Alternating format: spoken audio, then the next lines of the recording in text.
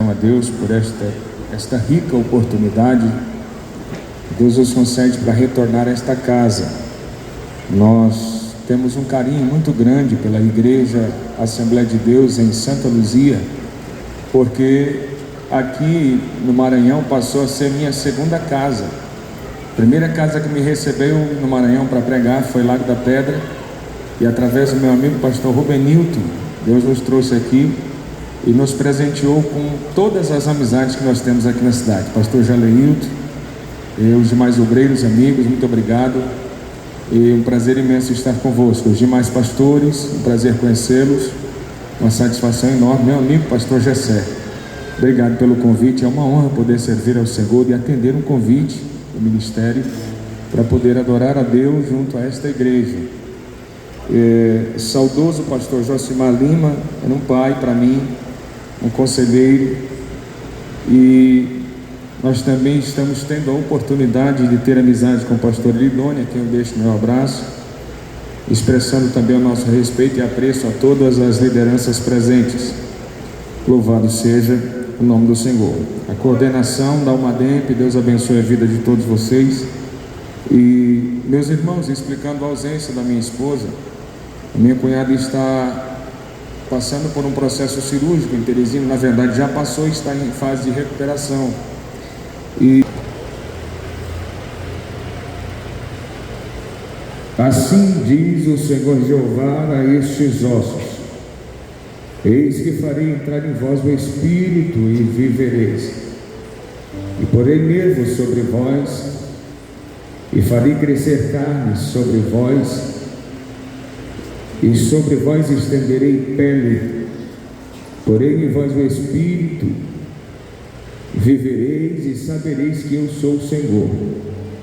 Então profetizei como se me deu ordem, e houve um ruído enquanto eu profetizava, e eis que se fez um rebuliço, e os ossos se juntaram, osso com osso. E ele me disse: profetiza ao Espírito, profetiza ao Filho do Homem, e diz ao Espírito: assim diz o Senhor Jeová: vem dos quatro ventos, ó Espírito, e assopra sobre estes mortos, para que vivam. Amém? Glória a Deus. Meus irmãos, eu quero agradecer também ao nosso irmão Emildo, que está assentado por aí, que foi nosso condutor durante o dia, e o nosso irmão Helvi, eu sempre chamando ele com o nome errado, é Helvi, nosso irmão Helvi, é um nome bem estranho, né? Bem diferente. E obrigado ao irmão Helvi pela a forma que cuidou da gente também, desde a preocupação, desde a vinda, e também o nosso pastor Rosinaldo, que esteve muito preocupado com a gente aí durante esses dias. Muito obrigado pela atenção de vocês para conosco. Meus queridos irmãos, a Bíblia enfatiza de forma clara que a época que Deus levanta o profeta Ezequiel para profetizar era uma época que o pecado havia tomado conta da nação de Israel e de forma devastadora. A Bíblia menciona que Deus permitira que eles fossem levados para o cativeiro da Babilônia. Cativeiro esse que, quando Ezequiel, fazendo parte da primeira leva, foi lançado dentre aquela primeira parte e foi levado para dentro da terra da Babilônia, a Bíblia diz que Ezequiel fazia parte da descendência dos sacerdotes, e fazendo parte dessa descendência, a necessidade intensa que Deus entendeu, levantou Ezequiel logo ao ministério de profeta para poder profetizar dentro da terra da Babilônia. É certo que quando ele se achega nesta cidade, nesta primeira leva, por causa da situação espiritual que estava a nação de Israel, diz a Bíblia que ele se assusta de uma tal forma que os estudiosos dizem que ele ficou 7 anos com a sua língua grudada ao paladar, sem entender e sem ter a oportunidade de falar. Quando Ezequiel entendia que isso não estava acontecendo sobre a sua vida, diz o texto bíblico que ele descia lá para a beira dos rios da Babilônia, e ainda diante de todo esse susto que ele vivencia, ele tomava umas atitudes que as pessoas entendiam que parece que Ezequiel estava perdendo a sua razão. Quando entendem que perdem a sua razão, algumas pessoas começaram a questionar, dizendo que o sentido da lógica já não estava mais sobre ele, porque ele era ainda novo, embora a Bíblia diga que ele era casado. Quando observamos a sua descida para a beira dos rios, diante do susto que ele encontra quando chega nas terras da Babilônia, porque, embora fosse uma terra muito linda, um espaço que tinha uma tecnologia um tanto quanto avançada, Heródoto descreve que na época a Babilônia já tinha casas de 3 e 4 andares, e eles não sabiam qual era a forma tecnológica que eles utilizavam para poder fazer aquilo, essas lindas construções. Heródoto também descreve que os seus muros, quando ela é recebida pelo rei Nabucodonosor, são elevados para cerca de 102 metros de altura, dependendo da sua posição, e 22 metros de largura. Ele também descreve que diante desses metros que ele tinha um cavalo puxando uma carroça e um carro cheio de soldados, ele tinha a oportunidade de dar uma volta, um círculo de 360 graus, sem correr risco de chegar nas proximidades da beira do muro, de tanta tecnologia que existia nesta cidade. Mas ele se depara com uma situação tão estarrecedora, que passa a viver esse susto sobre a sua trajetória.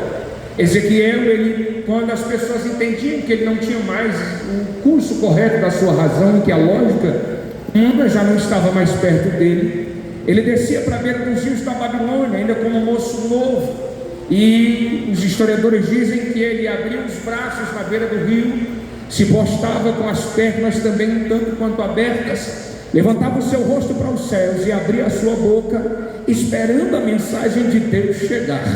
Quando as pessoas observam que Ezequiel toma esse tipo de atitude, alguém de perto, observando a sua índole, vai dizer: isso não está muito bem, ele está doido, porque descia para a beira dos rios da Babilônia e tomava esse tipo de atitude. A Bíblia diz que logo quando Ezequiel começa a entender que Deus, ele desce uma certa feita, cumprindo-se esses dias de Deus nos usar, a boca aberta para cima, os braços abertos e as pernas abertas, de repente Deus resolveu usar o profeta Ezequiel. E quando Deus usa o profeta Ezequiel, ele dá 3 palmas para os céus, dá uma tremida no corpo e diz: Deus, a tua palavra estremece os meus ossos. Quando Ezequiel percebe essa mensagem, diz a Bíblia que ele começou a profetizar sobre a vida da nação de Israel, porém escrevia cartas para dentro da cidade de Jerusalém. Jeremias, o profeta que era mais experiente, tinha um oráculo que, por causa da experiência, Deus já se revelava pessoalmente para Jeremias e falava com ele de uma forma tão linda, que diz a Bíblia que ele foi lançado para fora do templo e amarrado no cepo no pátio da guarda, aonde o único profeta que não havia se corrompido tinha a autoridade de Deus, e Deus saiu de dentro do templo e veio conversar com Jeremias fora do templo para poder lhe trazer uma mensagem.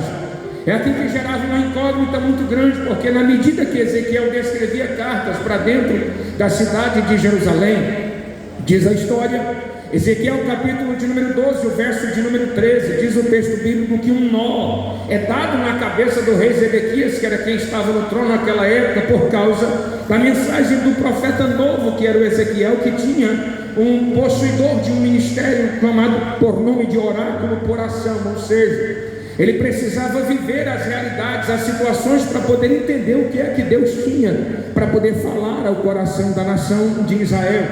Então, aqui nós observamos a grande dificuldade, porque as pessoas entendiam que parece que Ezequiel não estava vivendo mais a lógica humana. É certo que a Bíblia menciona que quando ele descreve para Jerusalém, Ezequiel capítulo 12, verso 13, ele descreve cartas dizendo que o rei Zedequias seria levado para dentro da terra da Babilônia, e lá ele não veria a cidade.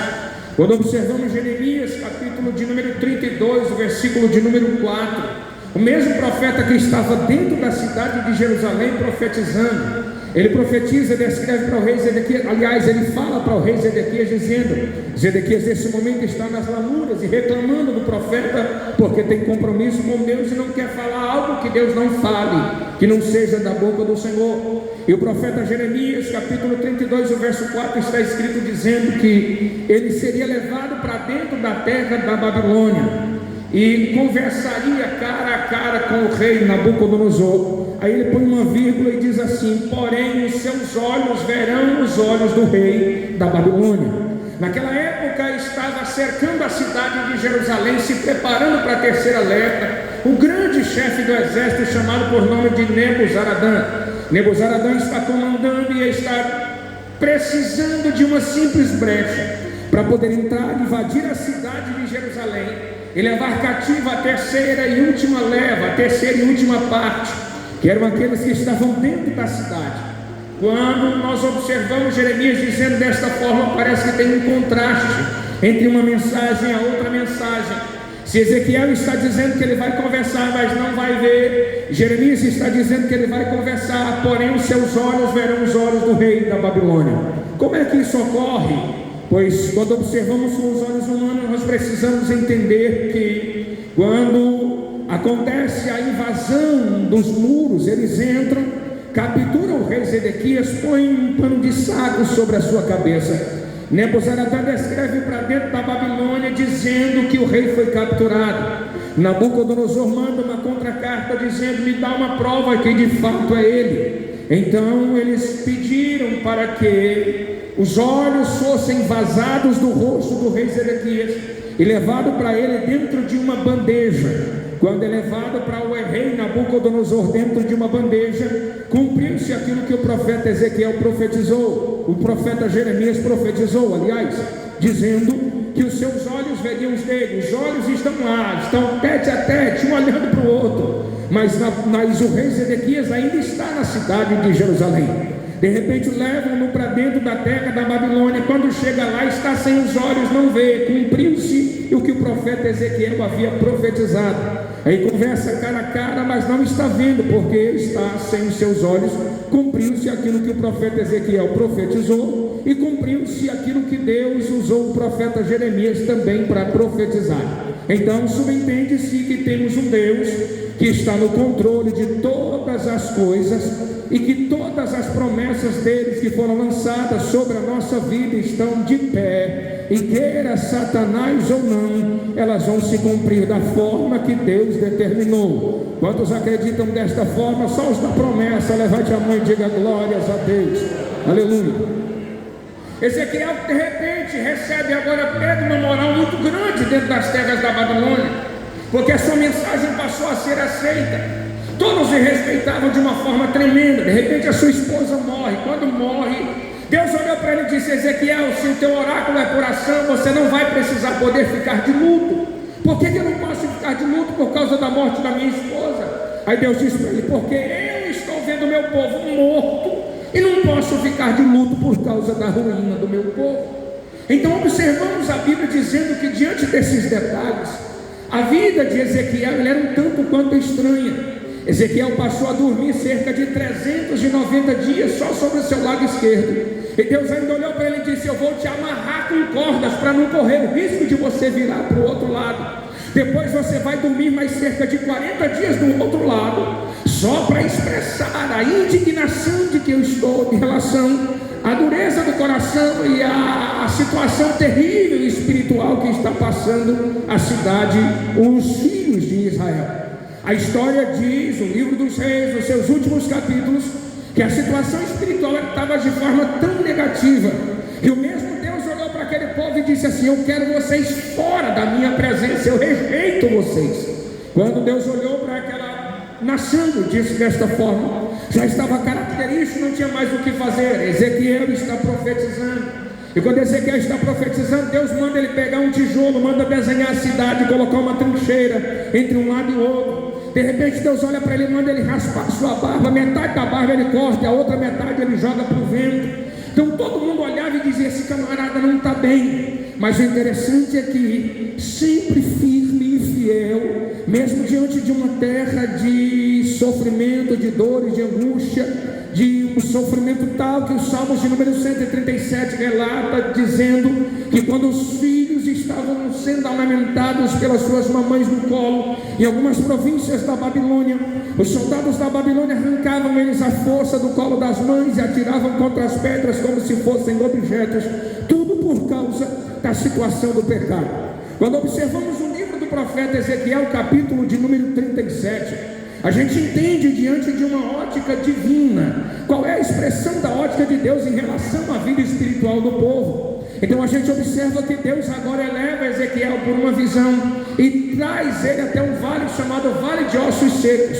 Quando ele percebe e chega nesta visão, ele entendeu que o vale estava cheio de ossos sequíssimos. Ossos sequíssimos. Era um exército que estava praticamente apodrecido, já havia passado por todas as fases mais terríveis que você possa imaginar, e os ossos agora estão praticamente como sequíssimos. Se os ossos estavam sequíssimos diante da ótica divina, Deus está trazendo uma mensagem para o seu povo, dizendo: vocês precisam ser tratados. Quando Deus traz a mensagem dizendo que eles precisam ser tratados, de repente Deus olha para Ezequiel e diz: Ezequiel, porventura podem se unir esses ossos? Porventura podem viver esses ossos? Porventura pode sair daqui um exército? E a Bíblia diz que Deus agora usa o profeta para poder profetizar sobre esse vale, chamado de Vale de Ossos Secos. Primeira coisa que nós observamos aqui é que o exército, para se tornar novamente exército, os seus ossos precisavam se juntar. E é interessante, senhores, quando a gente fala a respeito de ossos, os ossos vão falar na Bíblia a respeito de estrutura, porque os ossos têm essa função sobre o corpo. Quando ele olha para os ossos que estão sequíssimos e separados um do outro, é porque Deus estava dizendo que a estrutura do povo de Israel havia sido jogada para longe já fazia muito tempo. Então todas as vezes que a gente observa a Bíblia falando sobre ossos que estão separados, cada um do seu osso, Deus estava precisando agora mexer na estrutura do seu povo. Seu povo precisava viver novamente, passar a viver novamente, e para passar a viver novamente precisava da sua estrutura remontada. É interessante que quando a gente traz isso para os nossos dias, a minha esposa trabalha na cidade, ela tem um cargo público, e ela é exatamente a secretária da saúde básica da cidade de Colinas. Nós nunca vimos na nossa geração uma geração tão sem estrutura como nós estamos vendo agora. As funções dos psicólogos e dos psiquiatras, eles estão superlotados e a fila é de forma gigantesca, porque a estrutura das pessoas parece que está abalada. Nunca se ouviu tanto falar em ansiedade, nunca se ouviu tanto falar em depressão como estamos falando agora. Nunca se ouviu falar sobre autismo como nós estamos falando agora. Nunca se ouviu falar sobre tantas coisas que estão acontecendo, que as crianças estão já nascendo dessa forma.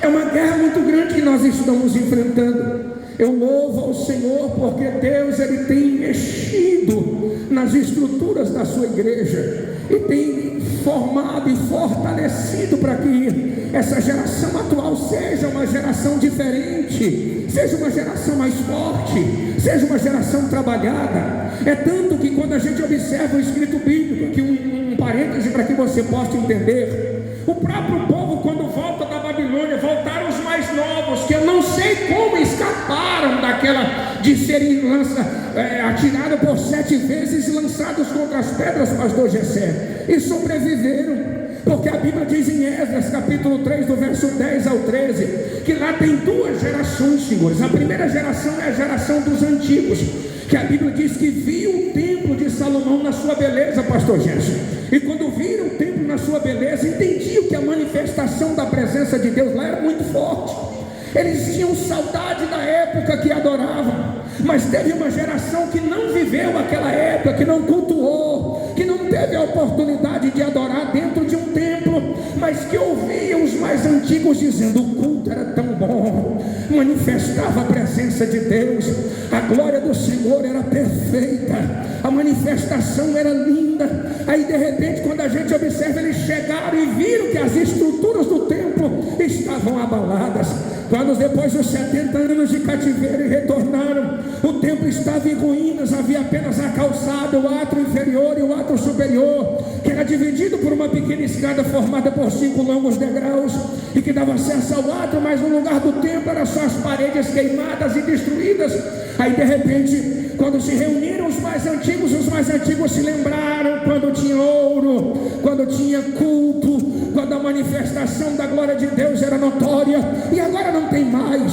Quando perceberam que não tem mais, começaram a chorar. Quando eles começaram a chorar, de repente a geração mais nova percebeu que os antigos estavam chorando, e quando ela percebeu que os antigos estavam chorando, mesmo não tendo estrutura para poder cultuar e para poder adorar naqueles dias, eles disseram dessa forma: ei, eles falaram para nós que a glória era boa, que a presença de Deus é boa, então nós vamos agir diferente. Enquanto os antigos estão chorando, a geração mais nova vai cantar. Deram as mãos e começaram a cantar. A letra do hino era esta: bendito é o nome do Senhor, e a sua misericórdia dura para sempre sobre o seu povo. Mesmo sem estrutura, eles estavam dizendo: ei, não temos ouro, não temos prata, não temos bronze, mas nós queremos sentir a glória de Deus, nós queremos sentir a presença de Deus.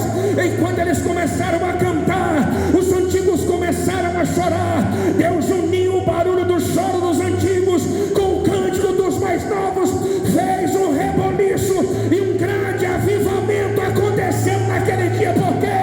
Porque o barulho se ouviu de muito longe. Almadembe, se prepare para viver uma estação nova, uma geração nova. Deus vai levantar jovem com autoridade, com poder, com ousadia, com graça, que não tem ouro, não tem prata, mas que quer a glória de Deus. Só quem quer, levante a mão para adorar.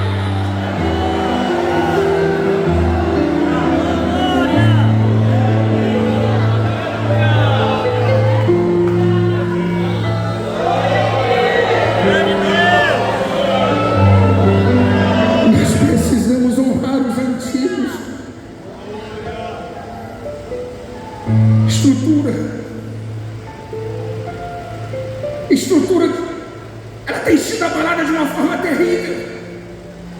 Eu acho interessante aqui quando a gente fala sobre estrutura, os ossos eles têm essa função, além de proteger os órgãos vitais, ele demonstra a estrutura do corpo. Se fôssemos um corpo sem ossos, éramos como o bonecão do posto, não tinha como se firmar. Eu acho interessante aqui, dentro da Bíblia, nós observamos uma perseguição muito grande se iniciando contra a igreja primitiva. E engraçado é que o objetivo do inferno sempre foi a estrutura. Quando eles perceberam, desde a época que os filhos de Israel estavam presos sob a tutela de Faraó, ainda eram hebreus considerados. Quando observamos, sempre teve uma guerra muito grande, e a guerra sempre foi contra a estrutura, para mexer na estrutura, porque se mexe na estrutura, o resto do prédio está comprometido, o resto do edifício está comprometido.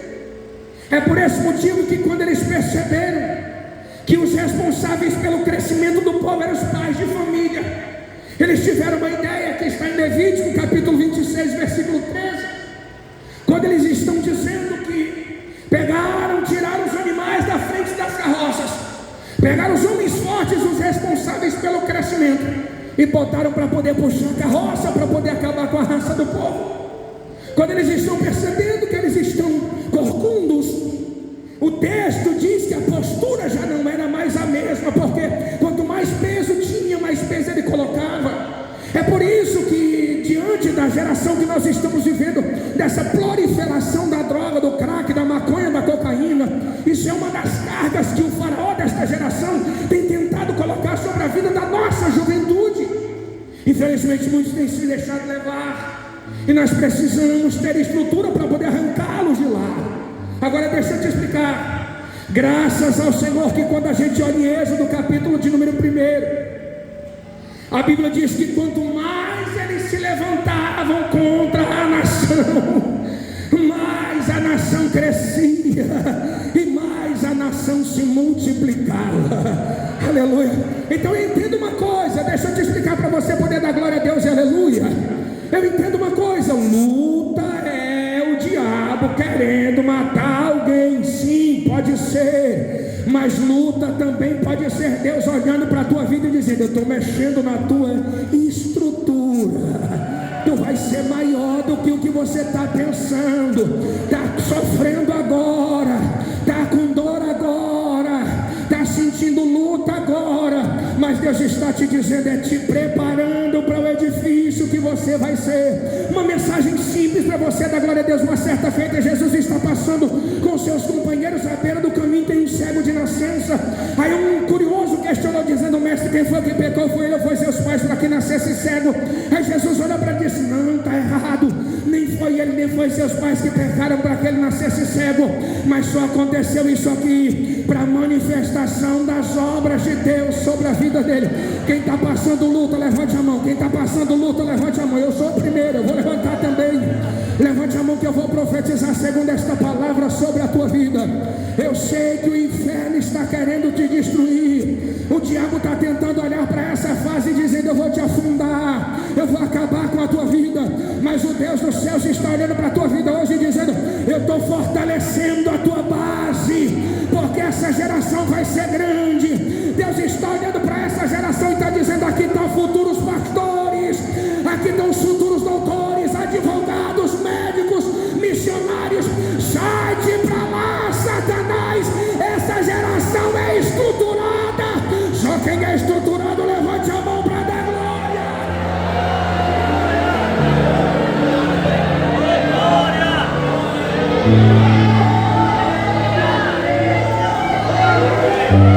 Tem línguas estranhas já no recinto. Urabai, Jorebacandará, Braçorabacandarai. Quantos estão sentindo a presença de Deus? Levante a mão, porque Deus vai juntar cada osso ao seu osso. Vai ter jovem aqui que vai sair daqui essa noite fortalecido, olhando para Deus e dizendo: obrigado pela luta, Senhor, é para crescimento. Quem está entendendo isso, dá glória a Deus e aleluia.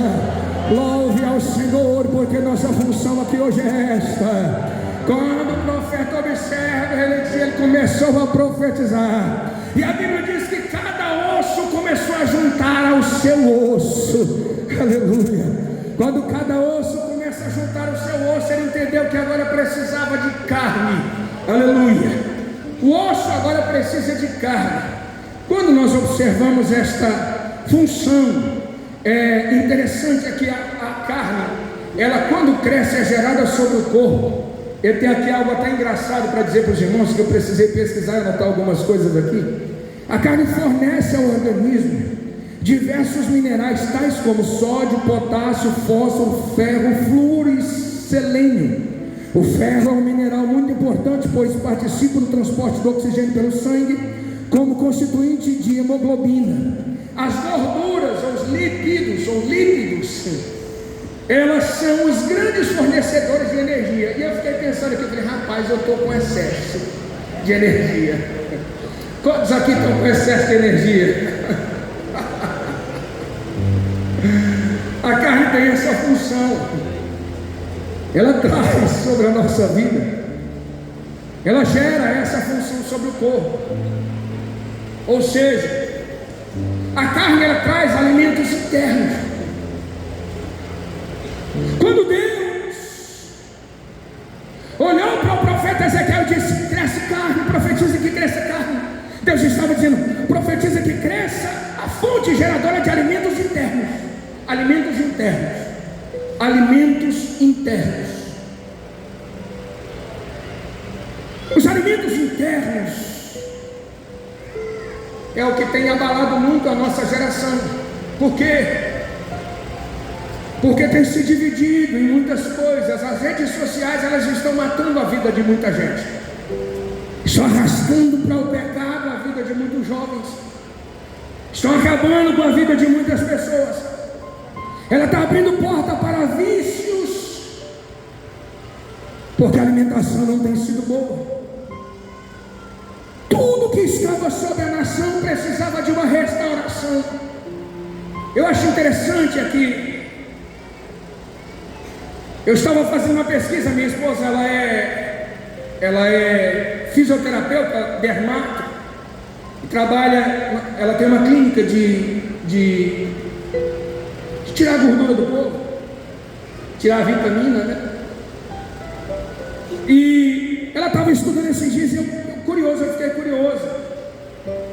Parte da depressão ela é gerada por causa de um mau funcionamento do intestino.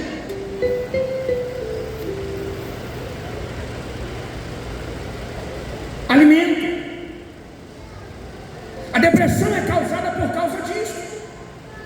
Uma das fontes geradoras dela é isso aí.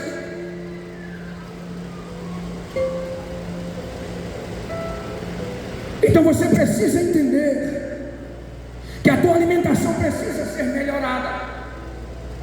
Isso é um conselho simples e básico. Acho que todo médico fala isso para alguém, né? Eu não estou longe disso aí, mas eu estou te trazendo um conselho. Alimentação. A carne faz isso sobre o corpo. Então deixa eu te explicar. A alimentação interna.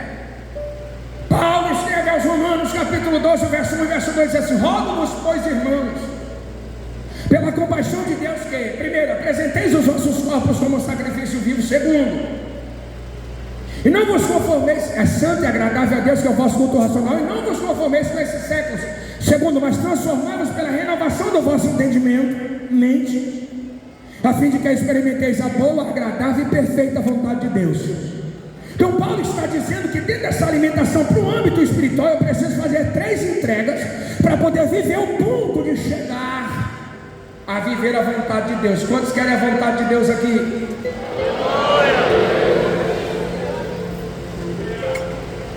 Paulo está dizendo que eu primeiro preciso entregar o meu corpo, segundo eu preciso entregar a minha mente, e terceiro eu preciso entregar o meu direito de tomar decisões. Então mente é a alimentação interna.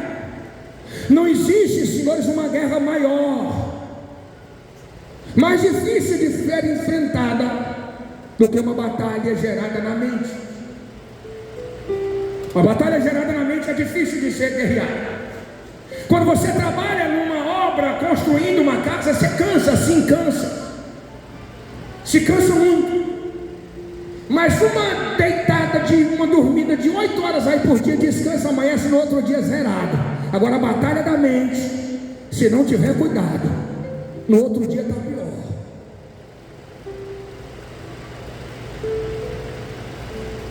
Ansiedade que quer fazer você ser levado para o futuro, para viver as coisas que são inexistentes. A depressão que faz as pessoas desistirem da vida, se jogarem num lugar obscuro e jogar fora todos os seus projetos e objetivos.